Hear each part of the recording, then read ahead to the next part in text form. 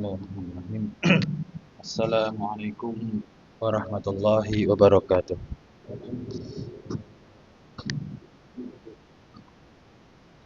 Innal hamdalillah nahmaduhu wa nasta'inuhu wa nastaghfiruh. Wa na'udzu billahi min shururi anfusina wa min sayyiati a'malina. Man yahdihillahu fala mudilla lahu wa man yudlil fala hadiya lahu. Asyhadu an la ilaha illallah wahdahu la syarika lah wa asyhadu anna Muhammadan abduhu wa rasuluh. Allahumma shalli wa sallim wa barik ala nabiyyina Muhammad wa ala alihi wa sahbihi wa man tabi'ahum bi ihsanin ila yaumil qiyamah. Amma ba'du, fa ya ayyuhalladzina amanu taqullaha haqqa tuqatih wa la tamutunna illa wa antum muslimun. Jemaah kaum muslimin rahimakumullah. Alhamdulillahirabbil alamin. Arsyadani Allah wa iyyakum ila sabili wa ta'atih. Senantiasa kita memuji Allah Subhanahu wa taala sebagai bentuk rasa syukur kita atas kenikmatan yang telah Allah berikan pada kita, baik nikmat jasmani maupun rohani, baik nikmat duniawiyah, terlebih lagi nikmat diniyah ukhrawiyah, yaitu nikmat agama Islam. Kita senantiasa mensyukuri atas nikmat tersebut dengan banyak-banyak menyanjung, memuji Allah Subhanahu wa taala dengan kalimat tahmid, yaitu alhamdulillahirabbil alamin. Kemudian kita buktikan rasa syukur kita tersebut dengan menggunakan anggota badan kita, yaitu dengan menggunakan kenikmatan yang telah berikan kepada kita untuk ketaatan kepadanya. Dan alhamdulillah, nikmat yang paling besar adalah nikmat Islam, iman, dan juga istiqamah di atasnya, sehingga di saat ini kita masih diberikan keistiqomahan Allah Subhanahu wa taala untuk senantiasa berada di atas ketaatan kepada Allah. Di antaranya kita bisa salat maghrib berjamaah, kemudian sambil kita menunggu waktu menuju salat isya, kita saling mengingatkan dalam majelis zikir, yaitu majelis mengingat. Ya, itu mengingat Allah Subhanahu wa taala, mengingat firman-firman Allah Subhanahu wa taala dalam Al-Qur'an. Makin adalah nikmat yang sangat besar bagi kita. Maka sangat patut kita syukuri untuk kita senantiasa semangat untuk menuntut ilmu, terlebih lagi untuk mempelajari kalamullah taala, itu dalam Al-Qur'anul Karim. Kemudian salawat dan salam tak lupa kita juga senantiasa harapkan kepada Allah Subhanahu wa taala agar senantiasa mencurahkan salawat dan salamnya kepada junjungan kita, Nabi kita yang mulia, Nabiullah Muhammad sallallahu alaihi wasallam, serta keluarganya dan para sahabatnya dan orang-orang yang mengikuti beliau dengan baik di hari kiamat kelak. Dan tentunya kita berharap kepada Allah agar menjadikan kita sebagai pengikutnya yang baik hingga akhir hayat kita, sehingga kita mendapatkan syafaat melalui perantara beliau dan kita dikumpulkan sama beliau di surganya Allah Subhanahu wa taala. Jamaah rahimakumullah, terakhir kita sekarang masuk ya di surah Al-Humazah. Berakhir surah Al-Fil. Maka sekarang kita sampai di surah Al-Humazah. Ya.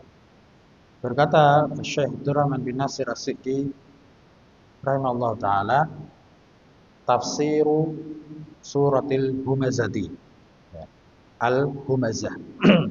Nah, nama surat ini Al-Humazah diambil dari kalimat yang ada di dalam ayat pertama pada surat ini, yaitu Allah Subhanahu wa taala berfirman, wailul likulli humazah. Ya. Al-Humazah itu artinya adalah orang yang suka mengumpat atau mencela. Nah, dalam surat ini saya menyebutkan wa hiya makkiyah. Surat ini termasuk surat makkiyah. Kemudian beliau membaca bismillahirrahmanirrahim, wailul likulli humazatil lumazah. Nah, di dalam ayat ini Allah Subhanahu wa taala memulai di ayat yang pertama dengan ancaman dengan menyebutkan kata wail. Nah, sebagaimana juga ada dalam ayat yang pernah kita baca, Makna wail itu adalah kecelakaan, ya, kebinasaan. Meskipun sebagian ulama juga ada yang mengatakan wail itu maknanya adalah lembah yang ada di neraka jahanam.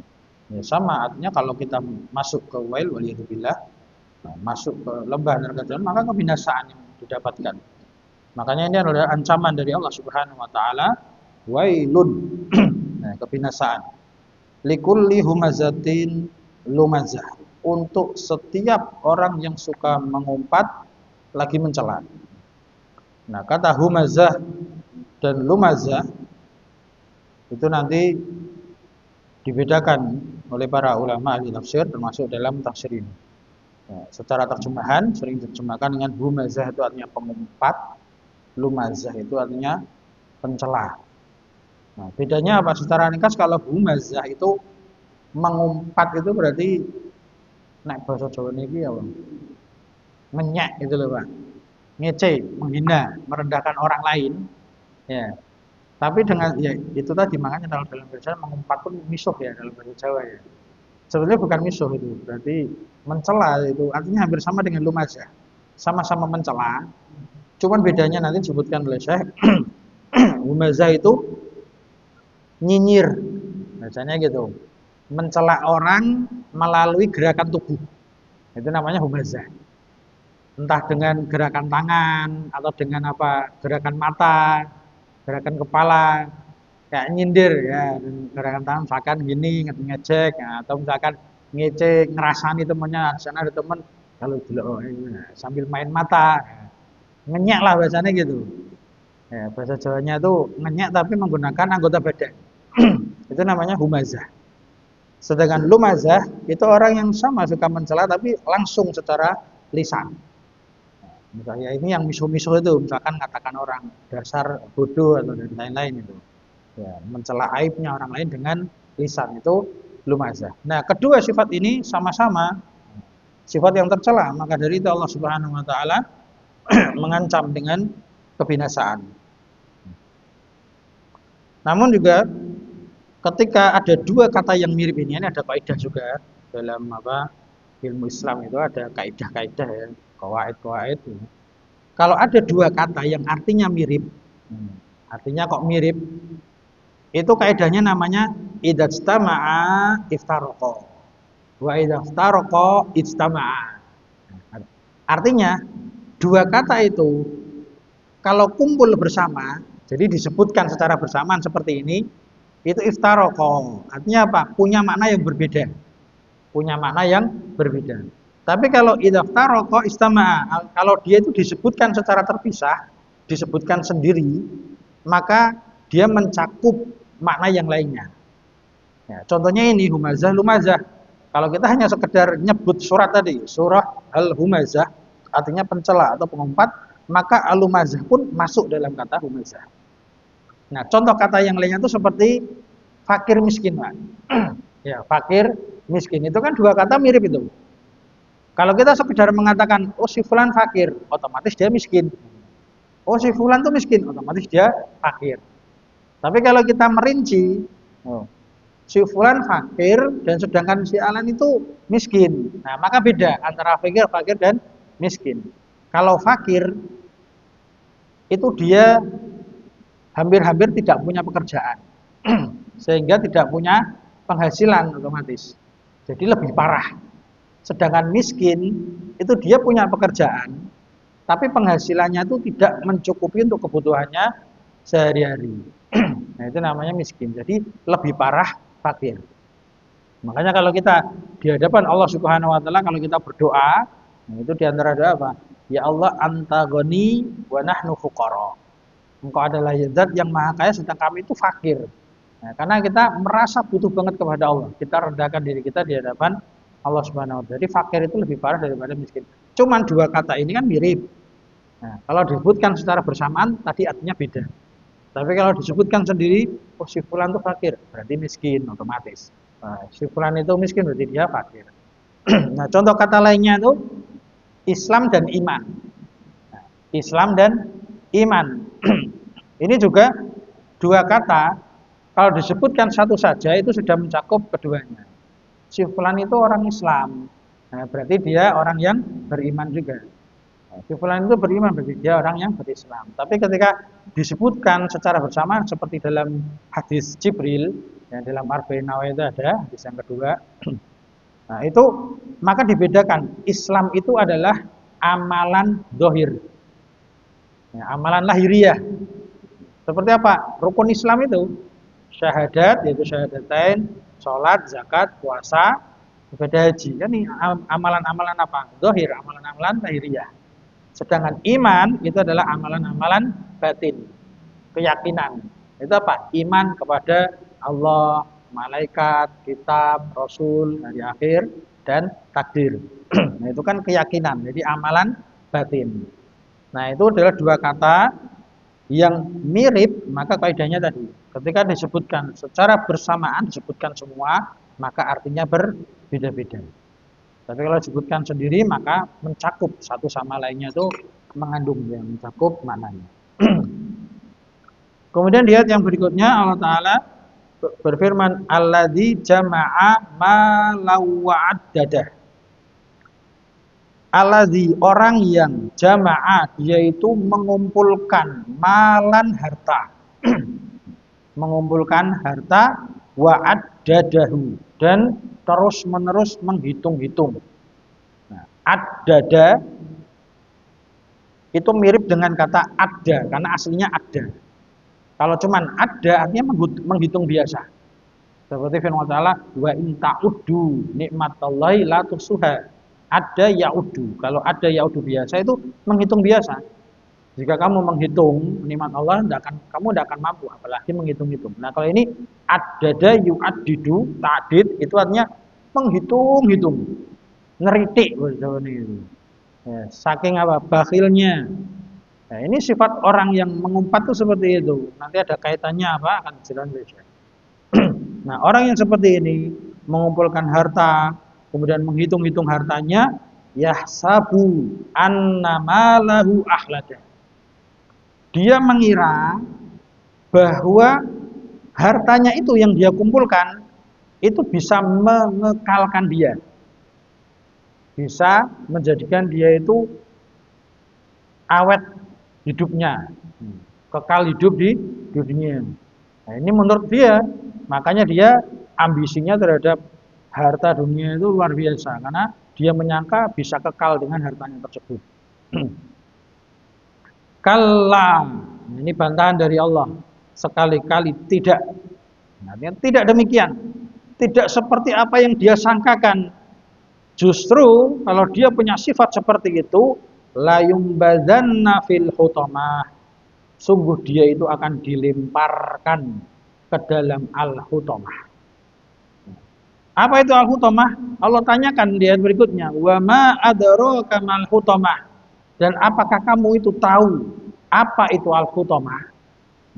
Ini Allah memberikan pertanyaan itu dalam rangka mengagungkan perkara tentang hutamah ini, biar orang itu lebih perhatian. Jadi metode pengajaran, termasuk metode yang baik itu adalah metode tanya jawab, biasanya gitu. Ada bedaannya dulu. Biar apa? Biar orang yang diajari itu memberikan perhatian. Oh, apa ya? Mikir dulu, baru dijelaskan. Nah, ketika sudah mikir berarti siap, baru dijelaskan. Apakah kamu tahu apa itu hutamah?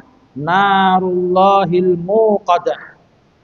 Hutamah itu adalah nerakanya Allah yang dinyalakan. Jadi al-hutamah itu salah satu nama dari nama-nama neraka. Maka dalam penamaan surat ini itu juga ada yang menamakan namanya surat al-hutamah. Karena hanya ada pada surat ini disebutkan neraka al-hutamah. Neraka yang dinyalakan, muqadah. Di dalam firman Allah Subhanahu wa taala, neraka itu sudah ada. Karena Allah menggunakan kalimat uiddat lil kafirin. Fattaqun nar. Takutlah kalian kepada neraka, uiddat lil kafirin, yang disiapkan untuk orang-orang kafir. Berarti neraka ini adalah makhluk Allah yang sudah Allah ciptakan dan sudah ada dan sudah menyala-nyala. Sudah dinyalakan oleh Allah Subhanahu wa taala. Kemudian Allah Subhanahu wa taala melanjutkan allati tattali'u 'alal afidah, yang panasnya api neraka itu, nar itu arti secara bahasa itu api. Nah, kalau arti secara istilah neraka. Makanya neraka itu isinya api, api neraka. Nah, api neraka itu panasnya tattali'u 'alal afidah, naik merasuk sampai ke hati-hati. Merasuk ke dalam hati saking panasnya. Tidak cuman merasakan panas di luar. Misalkan api di dunia, kalau kita nyalakan api kemudian kita taruh tangan kita di atas, paling terasa di tangan aja. Nah, kalau apinya neraka itu langsung terasa sampai ke dalam hati. Nah, sebagaimana juga adabnya Allah Subhanahu wa taala, dan itu disebutkan adab yang paling ringan saja, itu sendal dari neraka itu ketika dipakai langsung sampai otak itu mendidih. Saking panasnya dari bawah loh, kaki itu langsung naik ke otak sampai mendidih. Walhamdulillah. Assalamualaikum. Nah, jadi api neraka itu luar biasa sangat panasnya. Kenapa? Karena sudah dinyalakan sejak dulu, sudah disiapkan. Dan kita tahu api kalau terus menyala semakin lama semakin panas, kan itu Pak. Api itu kalau nyala dibiarkan terus, semakin lama kan semakin panas begitu. Nah, itulah sifatnya al-hutamah. Nah, kemudian Allah juga tegaskan yang panasnya itu sampai merasuk ke dalam hati, innaha alaihim muqsadah. Dan sesungguhnya neraka hutamah itu muqsadah, itu artinya ditutup rapat. Alaihim, atas mereka, yaitu orang-orang pengumpat tadi, pencela tadi, yang Allah ancam dengan siksaan neraka hutamah. Jadi nerakanya ditutup rapat oleh Allah, nggak bisa keluar. Nah, dalam keadaan fi amadim mumaddadah, mereka itu berada di tiang, di balik pintu yang memanjang. Jadi tiangnya, pintunya itu memanjang sehingga kalau keluar susah. Nah, tiangnya panjang, pintunya juga panjang, maka kalau keluar kan semakin susah. Nah, itu kondisi orang-orang yang suka mencela lagi mengumpat, yang Allah Subhanahu wa taala ancam kebinasaan bagi mereka. Berkata Syekh rahimahullah taala, wailun, ai wail maksudnya adalah wa'idun wa wabalun wa syiddatu azabin. Wail di sini maksudnya adalah wa'id, ancaman dari Allah berupa wabal. Wabal itu su'u akibah, akibat yang sangat buruk nanti di akhirat yang akan dia dapatkan. Wa syiddatu azabin, dan azab yang sangat pedih. Itu wail. Untuk siapa wail itu? Likulli humazatil lumazah. Untuk semua orang yang suka mengumpat lagi suka mencela. Dan dalam bahasa Arab ilmu shorof itu humazah, lumazah itu termasuk sigoh mubalaghah. Artinya itu sangat sering melakukan. Sigoh mubalaghah itu orang yang sangat sering melakukan. Kalau orang yang melakukan cuman sesekali aja biasa, itu namanya isim fa'il. Nah, kalau isim fa'il, orang yang mengumpat itu al-hamis. Al-hamis, al-fa'il kan itu. Al-lumazah, al-lamis. Itu kalau biasa, cuman sesekali, dua kali mencela. Tapi ini menggunakan apa? Fu'alah. Wajahnya itu humazah. Lumazah, artinya apa? Dia itu sering banget mengulang-ulang terus-menerus suka mencela dan mengumpat. Saya menyebutkan alladzi yahmizun nasa bi fi'lihi wa yalmizuhum bi qawlihi. Nah, ini bedanya antara humazah dan lumazah. Alladzi yahmizu. Nah, yahmizu ini kan hamaza yahmizu, humazah. Nah, ini mencela, artinya sama. Tapi mencela dengan apa? Yahmizun nasa, mencela manusia bi fi'lihi, dengan perbuatan. Ya, dengan gerakan tubuhnya tadi. Dengan cara apa? Nyinyir, nyindir, mengejek dengan gerakan tubuh. Atau misalkan ada orang yang cacat ditiru-tiru gayanya. Nah, ada orang yang pincang ditiru-tiru pincang, ngecek kan gitu. Kurang ajar kan kayak gitu kan. Biasanya tuh kalau anak-anak kecil itu guyonan kan gitu. Kalau orang besar kayak gitu kan namanya kurang ajar itu. Nah, itu namanya humazah. Wayal mizuhum artinya sama ini dan mencela mereka tapi apa? Biqaulihi dengan kaul dengan ucapan, dengan lisannya. Ya, mencela dengan lisan, musuh-musuh dan lain-lainnya. Fal hammazu maka hammas itu humazah tadi alladzi ya'ibun nasa wa yata'anu alaihim bil isyarati wal fi'li. Maka hammas humazah tadi adalah orang yang ya'ib mencela. Ya'ib itu dari kata aib. Aib kan celaan, Pak. Kita sering menyembunyikan aib kita. Nah, aib itu kan suatu hal yang tercela, keburukan. Nah, ini humazah ini malah mengumbar aibnya orang, membuka aibnya orang. Wayat anu dan mencelanya. Nah, alaihim mencela mereka manusia itu bil isyarah dengan isyarat wal fi'li dan perbuatan. Wal lamaz sedangkan lamaz itu adalah alladzi ya'ibuhum biqaulihi yang mencela orang, mencela manusia dengan ucapannya. Ini pengulangan aja. Berikutnya, wa min sifati hadzal hammaz al-lammaz dan di antara sifat untuk orang yang dijuluki dengan hammaz, lammas atau humazal ini tadi, annahu bahwasanya dia itu la hammalahu siwa jam'il mal. Dia tuh nggak punya ham. Ham itu tuh keinginan kuat, obsesi. Nah, dia itu tidak punya keinginan atau tidak punya obsesi, antusiasme, kecuali jam ilmal mengumpulkan harta. Udah itu sudah pasangan itu. Kalau orang kok senengane ngece wong, kan gitu. Itu biasanya dia itu merasa lebih hebat. Ya. Terlebih lagi kalau dalam konteks sudut pandang duniawi, itu dia merasa lebih kaya, biasanya gitu. Orang yang lebih kaya ngejek orang yang lebih rendah atau lebih miskin itu sudah banyak terjadi. Maka di sini Allah Subhanahu wa taala ingatkan, jangan sampai kalau Allah Subhanahu wa taala memberikan kenikmatan kekayaan pada kita, jangan sampai kita menjadi orang yang seperti ini. Ya, karena orang yang hamas, lemas ini tidak punya obsesi kecuali dia itu mengumpulkan harta. Terus mengumpulkan hartanya. Wa ta'didihi dan menghitung-hitung. Ngitung-hitung hartanya. Ngeritik. Sehari keluar berapa dihitung. Sehari dapat pemasukan berapa dihitung. Hitung terus itu. Ya kalau bakul sih tidak masalah ya. Karena bakul itu memang setiap hari ngitung uang itu bagi modal sama bagi hasil kan gitu. Tapi ini ngitung-ngitungnya itu kalau dulu kita waktu kecil baca buku apa kartun itu Paman Gober itu loh, Pak. Pernah ngertos, Pak? Angkatan kula napa mboten? Paman Gober itu di Donald Bebek ya. Itu kan ada Paman Gober itu orang yang suka ngitung-ngitung uang sampai punya gudang itu isinya kepingan uang emas banyak banget gitu. Nah, dan itu medit banget, pelit banget itu.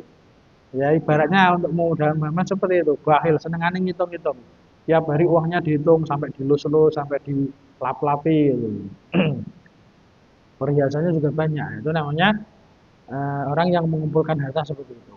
Wal ghibtati bihi dan merasa ghibtah. Ghibtah itu iri terus. Semangatnya itu untuk meraih terus menerus itu.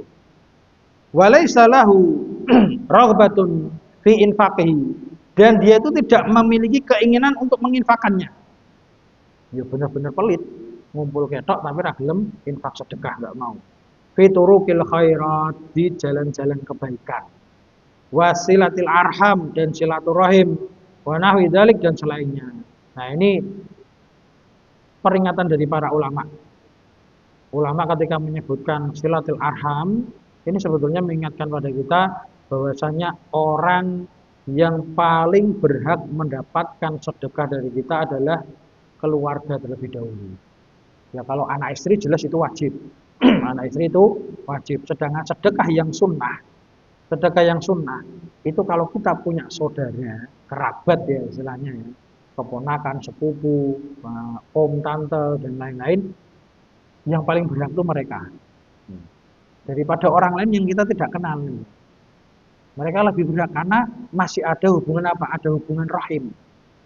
Masih serahim tadi, walaupun apa kakek bukan kakek buyut itu kan, yang jelas masih ada hubungan saudara. Nah, di sini diingatkan infaknya itu untuk menjalin silaturahim. Dan ini juga penting juga terus kita ingatkan gitu. Karena banyak kejadian tuh salah praktek. Padahal Rasulullah SAW itu sering mengingatkan, khairukum khairukum li ahli wa ana khairu li ahli. Sebaik-baik kalian adalah sebaik-baiknya terhadap keluarganya. Dan Rasulullah langsung mencontohkan wa khairukum li ahli ana itu. Dan kama-kala, dan Rasulullah itu menyebutkan dan sebaik-baik terhadap keluargaku adalah diri saya. Artinya apa? Rasulullah itu mencontohkan langsung. Nah, ini yang banyak terjadi kekeliruan itu kalau masyarakat itu ya karena entah karena jahilnya atau karena biasanya itu tadi karena kurang ikhlasnya, kurang benar akidah tentang ikhlas dalam bersedekah. Itu orang itu kalau sama orang lain, teman kerja misalkan, teman main, itu royalnya luar biasa, seneng jajak gitu. Tapi kalau sama orang rumah, wis mangan saonone wae. Malah wae gur sate. Nah, sate penting, Pak. Sate itu singkatan apa? Sayur tempe. Kan parah itu, Pak. Satenya bukan sate daging, tapi sayur tempe ya. Tapi kalau sama temannya, wah, jajak ke kafe-kafe gimana nongkrong, nah, menghabiskan uang banyak itu salah itu. Orang yang paling berhak mendapatkan infak sedekah kita tadi, yang paling pertama adalah yang paling wajib adalah keluarga kita. Ya, istri dan anak-anak kita itu yang paling wajib itu. Kemudian saudara-saudara kerabat-kerabat kita. Nah, pada orang lain itu hukumnya sunnah itu.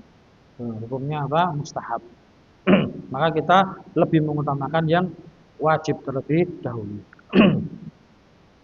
Kemudian sifat daripada humazal lumajah ini Allah katakan di ayat berikutnya, yahsabu bijahlih. Dia itu menyangka karena kebodohannya, annamalahu ahladah, bahwasanya hartanya itu bisa mengekalkan dia di dunia. Walidzalika kana kadduhu wa sa'yuhu kulluhu fi tanmiyati malihi alladhi yadhunnu annahu yunammi umrahu. Nah, walidzalika oleh karena itu jerih payahnya dia, kaddu wa sa'yu dan usahanya dia, kulluhu seluruhnya fi tanmiyati malihi untuk mengembangkan hartanya. Jadi usahanya itu pokoknya piye carane uangnya itu terus bertambah. Jangan diberikan orang lain, jangan diinfakkan nanti berkurang. Mereka ngiranya gitu.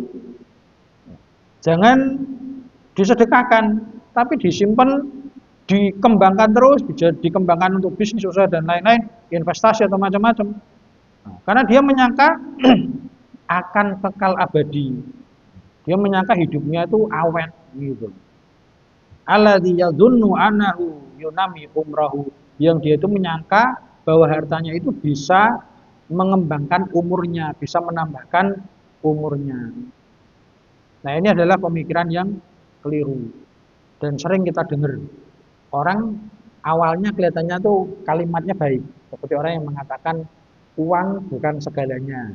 Itu betul, Pak.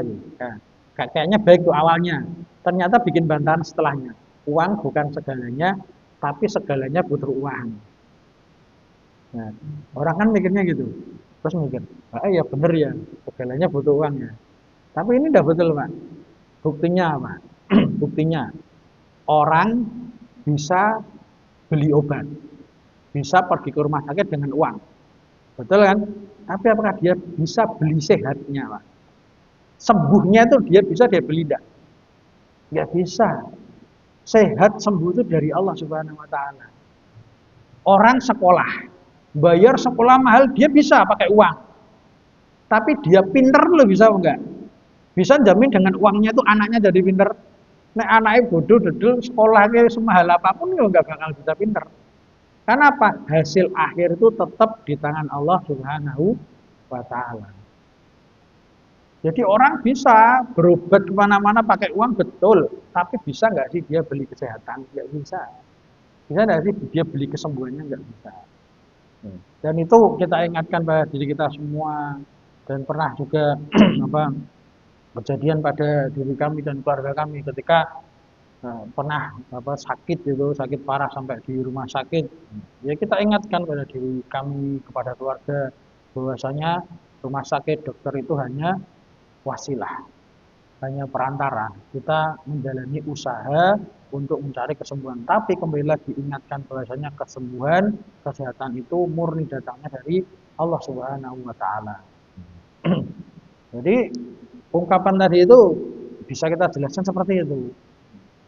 Orang bisa beli makanan tapi belum tentu bisa beli kekenyangan, beli kebahagiaan belum tentu. Nah, kalau orangnya sakit, makan enak seperti apa ya nggak bakal nikmat itu.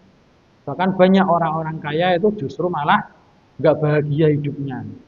Nah, dulu waktu kita juga semangat ngaji, kemudian dia teman-teman kita yang kaya-kaya itu mikirnya wah enak ya, dia kaya, bisa ngaji tenang, tidak mikir apa, tidak mikir kerjaan, tidak mikir usaha. Ternyata tidak demikian. Setelah kita dekat sama dia, bahkan saya pernah bekerja sama orang-orang kaya seperti itu ketika ngaji, itu masih sibuk apa? Megang HP. Kenapa? Mikirin orderannya, apa chatting sama partnernya, sama rekan bisnisnya. Jadi ngajinya itu nggak tenang, Pak. Malah nggak jenak itu. Atau ketika ngaji malah nggak ngaji. Buat apa? Buat tidur. Kenapa? Karena capek itu. Waktu nggak ngaji itu capek kerja terus lagi ngaji wae leren itu. Malah turu angler itu. Akhirnya nggak ngaji. Ya malah rugian itu. Nah, intinya itu kita doanya apa? Rezeki yang cukup, ya kan? Cukup untuk makan, cukup untuk beli rumah, cukup untuk beli mobil, cukup untuk umroh, cukup untuk haji, ya cukup untuk apa aja yang kita inginkan.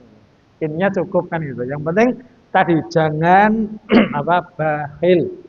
Ya, jadi kalau memang ada kebutuhan untuk sedekah, sedekahkan. Ya, sedekahkan. Boleh kita mengumpulkan harta, tapi dalam rangka untuk kebaikan. Jadi misalkan kita punya cita-cita, saya pengen berangkat haji, ya tidak ada masalah. Nah, tidak ada masalah karena memang ibadah itu juga ada yang berkaitan dengan harta. Saya pengen berkorban, kan juga butuh harta. Tidak ada masalah. Yang penting itu tadi syaratnya untuk jalan kebaikan, untuk sedekah, bukan hanya sekedar ditimbun-timbun saja. Kemudian saya menyebutkan walam yadri, itu ya. Walam yadri anal bukhla yaksiful a'mar.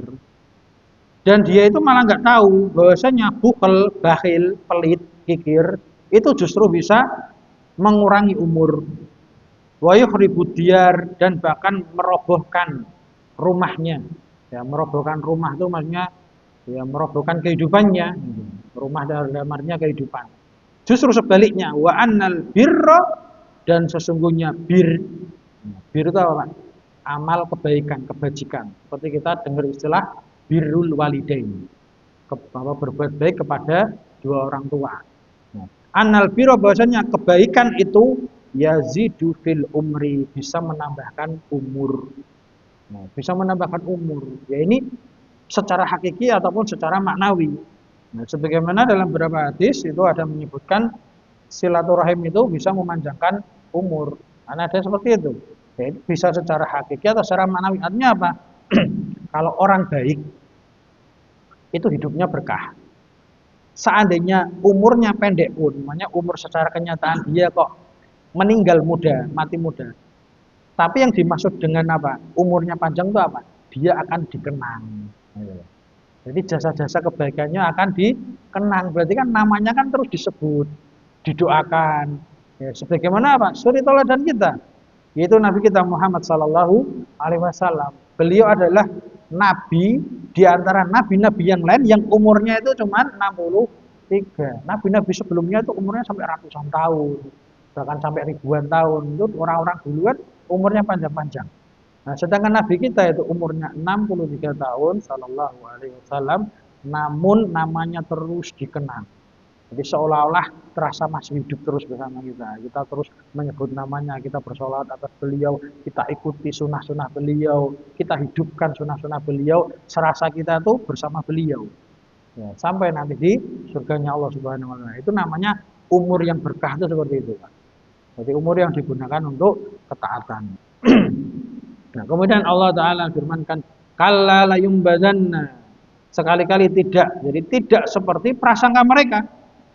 Yang mereka itu akan kekal hidup selama-lamanya. Justru mereka itu apa? La yumbazanna ai la yutrahanna. Mereka itu akan dilemparkan fil hutamah, ke dalam neraka al-hutamah. Wa ma adraka mal hutamah? Dan apakah kamu tahu apa itu hutamah? Kalimat ini adalah ta'zimun laha wa tahwilu li sya'niha.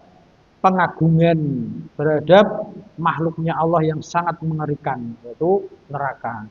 Biar orang itu merasa ngeri, merasa takut bahwasanya Allah itu memiliki makhluk yaitu neraka yang mengancam, yang menjadi kebinasan bagi orang-orang yang suka mengumpat lagi mencela tersebut. Tsumma fassaraha biqaulihi, kemudian Allah taala menafsirkan ayat ini tadi hutamah dengan ayat berikutnya, yaitu narullahil muqaddah, neraka Allah yang dinyalakan.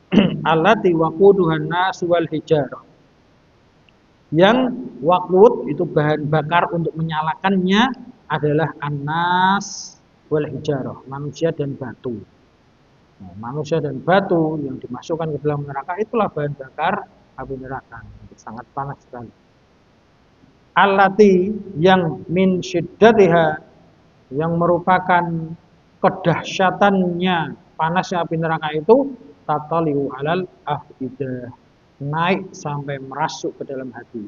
Aitan khudhu minal ajsadi ilal qulub, dia naik merasuk dari jasad luar, fisik luar ke dalam hati. Saya baca cepat aja ya Pak ya, termasuk waktu. Kemudian wa ma hadza al hararah al balighah, dan bersamaan dengan panasnya yang sangat ini, hum mahbusuna fiha, mahbus, mereka itu ditahan, ya, dipenjara di dalamnya. Maka qad ayasu, mereka itu telah putus asa, minal khuruji minha, dari keluar dari neraka hutamah, enggak bisa keluar. Ya, karena tadi walihada qala, Allah taala firmankan, inna alaihim muqsada, sungguhnya neraka itu ditutup di atas mereka, tutup rapet-pet. Ya, kalau untuk mendekatkan masalah itu, mendekatkan pemahaman, istilahnya kayak alat masak itu untuk apa? Presto itu. Nah, presto itu kan benar-benar rapat Pak nggih. Makanya kalau buka kan juga harus hati-hati. Nah, bukanya salah kan bisa meledos kan itu. Saking rapatnya, maka panasnya itu luar biasa. Hingga apa? Duri-duri tulang-tulangnya itu bisa lunak kan itu. Ayam saja ada ayam tulang lunak, karena apa? Presto itu. Nah, jadi saking panasnya dan tertutup rapat. Itu lebih lagi neraka, lebih ngeri lagi. Tidak bisa disamakan gitu. Ini hanya untuk apa? Pendekatan pemahaman. Dan mereka itu putus asa nggak bisa keluar karena tertutup rapat. Ai mughlaqah, terkunci. Nerakanya dikunci. Fi amadin, mereka itu ada di tiang-tiang, min khalfil abwab, di balik pintu yang mumaddada, yang panjang. Li'ala, agar mereka itu la yakhruju, nggak bisa keluar. Mereka nggak bisa keluar minha, dari neraka tersebut. Kemudian para ulama menafsirkan dengan firman Ta'ala, kullama aradu ayahruju, setiap kali mereka itu ingin keluar dari neraka, minha u'idu fiha, dikembalikan lagi. Mau lari nggak bisa, dikembalikan situ lagi. Sudah nggak bisa, sudah namanya kalau sudah masuk neraka itu, kalau dia kufur, musyrik, ya, nggak bisa keluar.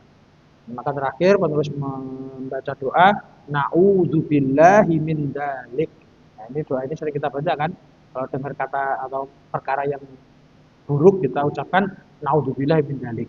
Artinya apa? Naudzu, kami berlindung billah, kepada Allah, min dzalika, dari hal seperti itu. Wa nas'aluhu, dan kita memohon kepada Allah al-afwa wal afiyah.